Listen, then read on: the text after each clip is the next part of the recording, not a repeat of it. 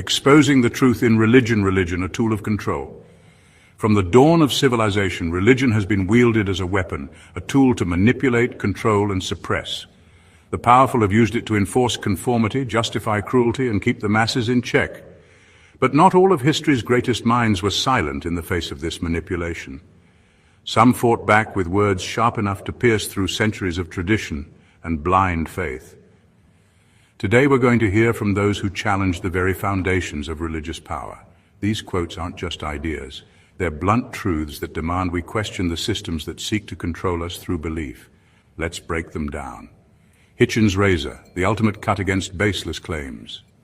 Christopher Hitchens, one of the fiercest critics of religion and pseudoscience, left us with this razor-sharp principle. What can be asserted without evidence can also be dismissed without evidence. This statement, known as Hitchens' razor, is a call for intellectual discipline.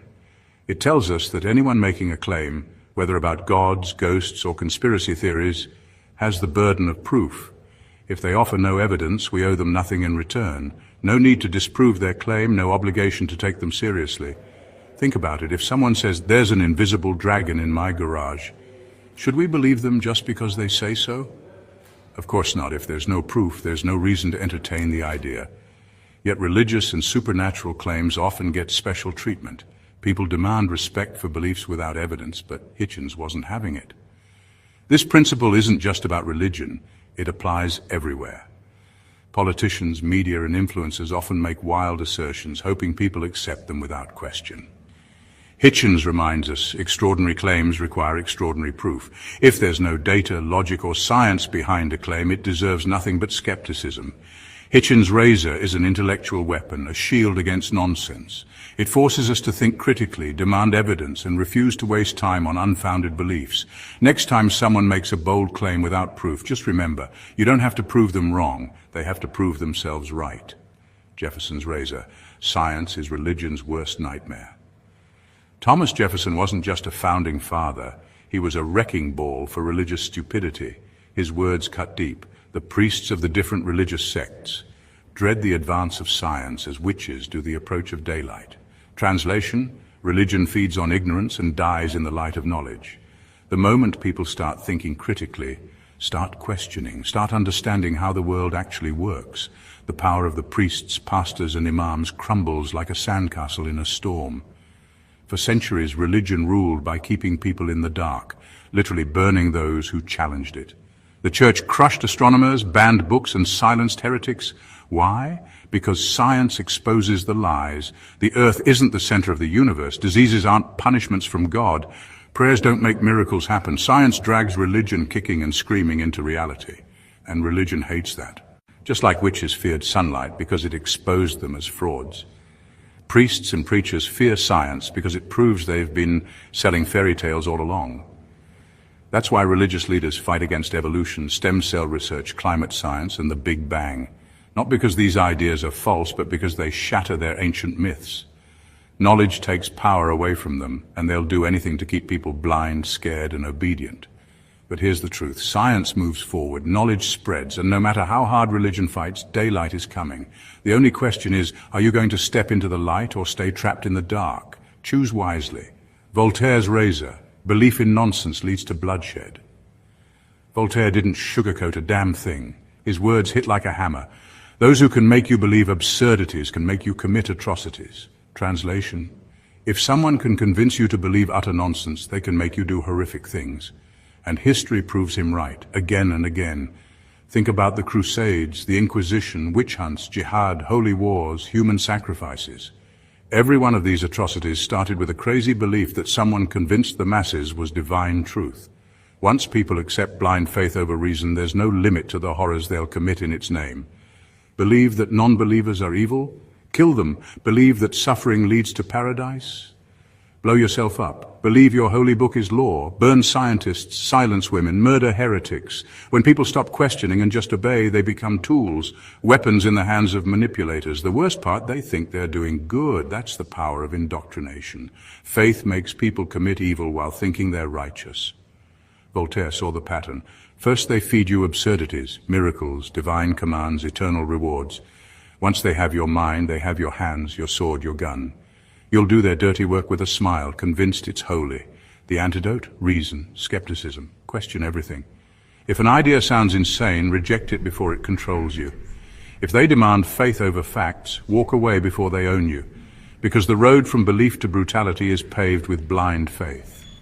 Thomas Jefferson's razor, fight against tyranny in all forms. I have sworn upon the altar of God eternal hostility against every form of tyranny over the mind of man. Translation? Oppression starts in the mind. Jefferson was never content with just fighting physical oppression. He understood that the real battleground is the mind. Religion, particularly organized religion, has historically been one of the greatest forms of mental tyranny, forcing people to believe and think in rigid, prescribed ways. By swearing eternal hostility against such tyranny, Jefferson was sending a clear message. Mental freedom, the freedom to think for yourself, to question, to reason, is non-negotiable. Religion that demands blind submission and enforces intellectual conformity is tyranny in its most insidious form. This isn't just about opposing the government. This is about fighting the internal chains that hold you back from exploring the world freely. Freedom of thought is the most sacred liberty. Jefferson was declaring war against the very notion that anyone has the right to control how others think, especially in matters of faith. Einstein's razor, God is a human fantasy. Albert Einstein, the genius who unraveled the universe, made it crystal clear. I do not believe in a personal God, and I have never denied this, but have expressed it clearly. Translation? The God of the Bible, the Quran, or any other holy book. Pure fiction. The idea of a personal God, a cosmic father figure who listens to prayers, punishes sinners, and cares about your sex life. A fairy tale for those too afraid to face reality. Einstein wasn't an atheist in the strictest sense. He marveled at the universe's mysteries. But he saw no evidence for a God that watches over humanity. The idea of a celestial babysitter? Laughable. Religion, he argued, was just human arrogance wrapped in superstition, the belief that the universe revolves around us. It doesn't. Science destroys the need for a personal God. We don't need divine intervention to explain the weather, disease, or the stars. We have science for that. The more we understand, the smaller God becomes, shrinking into the gaps of ignorance. And those gaps, they're closing fast. So why does religion cling to a personal God? Control. If people believe God is watching, they obey, they bow, submit, donate, and sacrifice. They follow ancient rules written by men who claimed divine authority. But Einstein, he saw through the con. He understood that truth isn't found in ancient texts. It's found in discovery, reason, and logic. So ditch the fairy tales. The universe doesn't need a God to function, neither do you. Dawkins' razor, One God Further. Richard Dawkins, one of the most famous evolutionary biologists and atheists of our time, delivered this razor-sharp insight. We are all atheists about most of the gods that humanity has ever believed in. Some of us just go one God further. Let's break it down. Throughout history, humans have worshipped thousands of gods: Zeus, Thor, Ra, Vishnu, Yahweh, Allah, and countless others. But here's the catch. Every religious person today is an atheist about nearly all of them. A Christian doesn't believe in Odin. A Muslim doesn't believe in Zeus. Dawkins simply takes this to its logical conclusion. If you reject 99.9% of gods, why stop there? Why make an exception for just one? If you dismiss ancient mythologies as superstition, how is believing in a modern God any different? This argument isn't just clever, it's devastating. It flips the burden of proof. Instead of atheists having to explain why they don't believe in God, it forces believers to explain why their God is the only real one. What makes their deity more credible than the thousands of others that have been abandoned? Dawkins' quote challenges us to think critically about belief. It exposes the selective reasoning behind faith and invites us to question why we cling to certain gods while discarding others. Atheism isn't a radical position. It's just taking skepticism one step further. If you already reject thousands of gods, what's one more? Nietzsche's razor. Did God screw up, or did we screw up God? Friedrich Nietzsche didn't just question God, he buried him. His brutal question cuts like a knife. Is man one of God's blunders, or is God one of man's blunders? Translation: either humans are a failed experiment by some incompetent creator, or more likely, God is just another bad idea invented by humans. And if you look at history, the answer is obvious. God is mankind's biggest mistake. Think about it. The concept of God has been used to enslave minds, justify massacres, and control billions. Holy wars, inquisitions, child abuse, oppression, all committed in the name of a being no one has ever seen, heard, or proven. If God was real, he'd be the worst CEO in history, a total disaster. But Nietzsche knew the truth. God didn't create man. Man created God. And we did it out of fear, ignorance, and a desperate need for meaning. When early humans didn't understand the sun, the rain, or death, they invented gods to explain them. Then priests and rulers hijacked the idea to control the masses. But here's the catch. We don't need God anymore. Science explains the universe. Morality doesn't require a celestial dictator. God is obsolete. Nietzsche's challenge, it's time to evolve past religion. We don't need imaginary skyfathers. We need reason, strength, and the courage to face reality without myths. So was God our greatest mistake? Absolutely. And it's time we corrected it. Thomas Jefferson's razor, the Bible, a book that needs to be read, not worshipped. The Bible is a book that has been read more and examined less than any book that ever was written. Translation? Stop worshipping the book. Start reading it critically. Jefferson was blunt. Too many people treat the Bible like a holy relic rather than a text to be studied and understood. It's treated as the absolute authority, not as a piece of literature that should be questioned, critiqued, and understood. People claim to follow it, but rarely examine it for the contradictions and historical inaccuracies within. The Bible, like any other book, should be analyzed, not mindlessly revered. Jefferson's quote cuts through the mindless reverence for religious texts that dominate cultures around the world. If people actually read and examine the Bible, they might begin to question its teachings, but most don't. They just accept it without ever digging into its origins, context, or internal inconsistencies. If people really understood the Bible, they might realize it's not the infallible Word of God. It's a product of its time, filled with historical inaccuracies, contradictions, and just plain weird stuff. Faith isn't about ignorance, it's about understanding, questioning, and growing. Christopher Hitchens. Organized religion ought to have a great deal on its conscience. Violent, irrational, intolerant, allied to racism and tribalism and bigotry, invested in ignorance and hostile to free inquiry, contemptuous of women and coercive toward children. Organized religion ought to have a great deal on its conscience. Translation? Organized religion has blood on its hands, and it's not a pretty picture. Christopher Hitchens pulls no punches here. Religion is not a force for good, it's a festering breeding ground for violence, ignorance, and oppression. Let's break this down. From violent religious wars, crusades, jihad, to the irrational beliefs that fuel extremist groups today. Religion has always been rooted in conflict. Racism, tribalism, and bigotry. The religious have been at the forefront of dividing people based on arbitrary differences in belief, creating hostile us versus them mentalities. Think about the way different faiths have justified their hatred for one another throughout history. No tolerance, just violence. Religion's commitment to ignorance is another massive problem. How many times has organized religion attacked science or suppressed knowledge that contradicted their doctrines? Evolution, heliocentrism, or even basic medicine have been labeled blasphemous by religious authorities. The Enlightenment and scientific progress were actively resisted in favor of keeping people in the dark, unquestioning, subservient, and obedient. And let's not forget about the systemic abuse. Religion has been hostile to free inquiry, smothering critical thinking with blind faith. Women?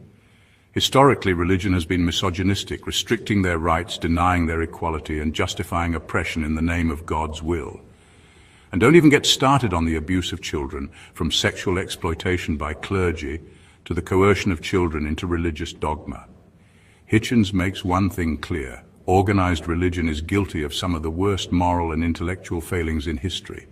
It has corrupted minds, destroyed lives, and held humanity back, and it's still doing it today. Religion has a massive conscience problem, and the damage it's caused should not be overlooked or excused. Robert Ingersoll. Old Testament laws breed crime, New Testament teachings breed insanity. If a man would follow today the teachings of the Old Testament, he would be a criminal. If he would follow strictly the teachings of the New, he would be insane. Translation: the Bible, both Old and New Testaments, are a recipe for disaster, whether it's a life of crime or utter madness. Robert Ingersoll didn't mince words with this one. If you actually followed the Old Testament, you'd be committing crimes. Slavery, genocide, stoning people to death for trivial offenses. These are the kind of laws and commandments handed down in the Old Testament. And they weren't just ancient customs, they were supposedly God's divine instructions. If you think we've moved beyond those practices, you're right. But if someone today actually followed these laws, they'd be locked away as a criminal. Imagine stoning your child for being disrespectful or engaging in a holy war against neighboring nations.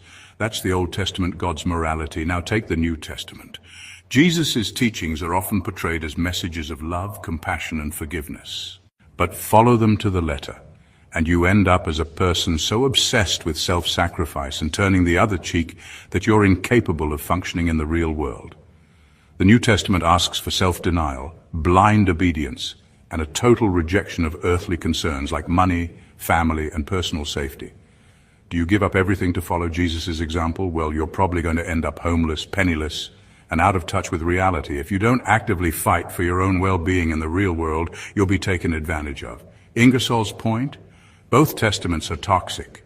The Old Testament fuels violence and the New Testament breeds madness. Neither is a guide for modern, rational living. If you follow these teachings strictly, you're either a criminal or a lunatic.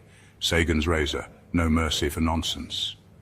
Carl Sagan didn't have time for fairy tales, and neither should you. His legendary quote, "Extraordinary claims require extraordinary evidence," is a brutal takedown of bullshit dressed as truth.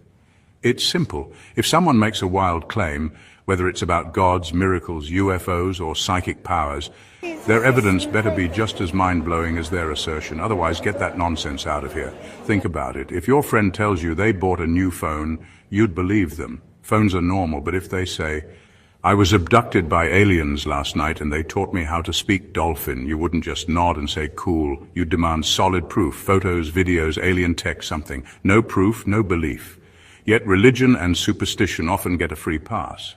People claim a God spoke to them, that prayer cures diseases, or that a holy book is the absolute truth.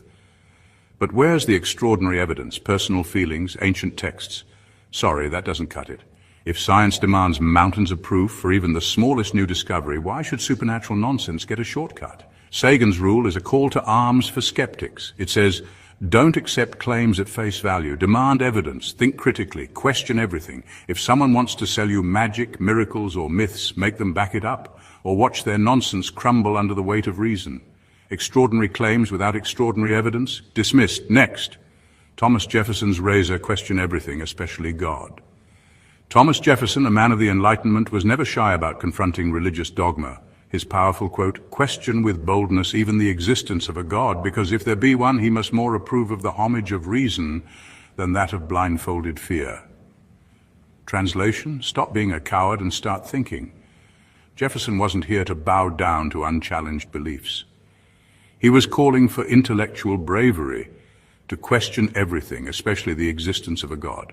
If there is a God, then he wouldn't want your fear-based obedience or blind devotion. He'd want you to approach him with reason and rational thought.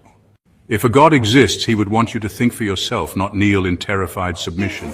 Religion thrives on fear, the fear of eternal damnation, the fear of questioning too deeply, the fear of the unknown. And what does that fear breed? Complacency. People fall into line because they're too afraid to challenge the status quo. But Jefferson wasn't having it. He understood that reason is the foundation of true virtue, not fear. If God is real, why wouldn't he prefer that we use our brains? The very notion that an omnipotent being would want blind submission is insulting.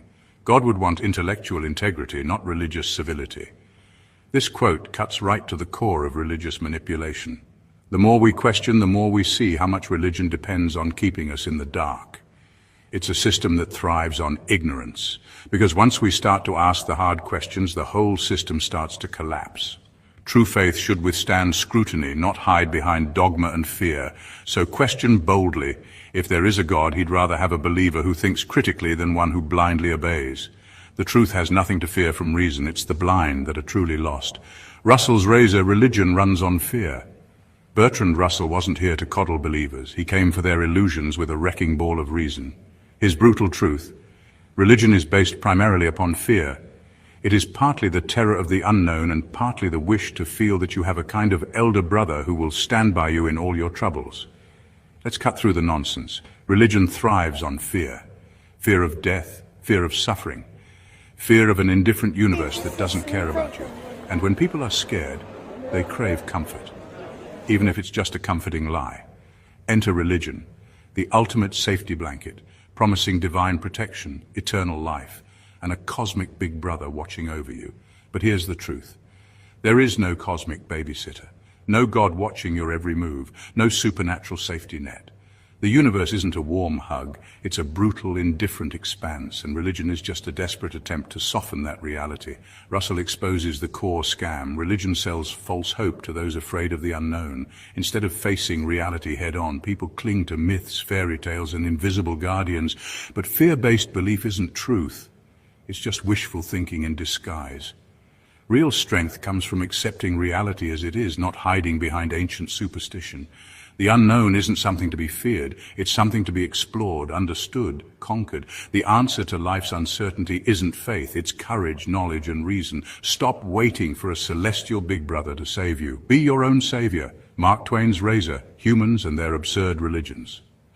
Mark Twain, the king of sarcasm, didn't hold back on his scathing critique of humanity. His sharp quote, "Man is a religious animal. He is the only religious animal. He is the only animal that has the true religion, several of them." Translation: humans are the only species on Earth that insists it knows the truth about the invisible, the unknown, the divine. And we can't even agree on which truth is the right one. We claim to be superior to all other animals, yet we're the only ones who invent absurd, competing religions, each claiming to have the one true path to salvation. And we're not talking about one religion, we have hundreds, think about it. No lion wakes up and prays to the sun god. No dolphin starts a ritual sacrifice to ensure safe seas. Only humans create bizarre, arbitrary rules about invisible beings and higher powers. And here's the kicker, we argue and kill each other over which invisible god is real. Twain's quote is a punch to the gut of human arrogance. We laugh at primitive tribes for their superstitions, yet we're doing the same damn thing with our own religions. The only difference? Our superstitions are sanctioned by governments and thousands of years of tradition, making them more